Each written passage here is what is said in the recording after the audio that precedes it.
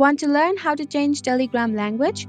Normally, the Telegram application's language is chosen during setup, but for some reasons, if you need to change the native language at a later time, it is extremely simple to do so.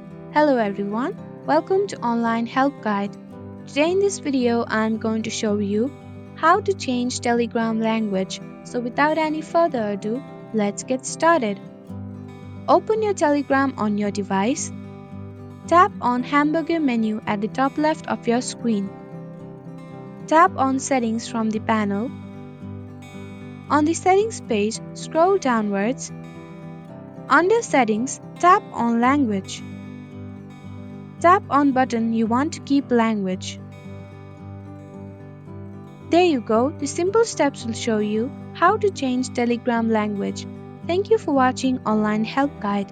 Hope this video was helpful. If it was, then hit the like button and comment down if you have any questions or feedback. Also, if you are new to our channel, subscribe and hit the bell icon so that you don't miss our upcoming videos.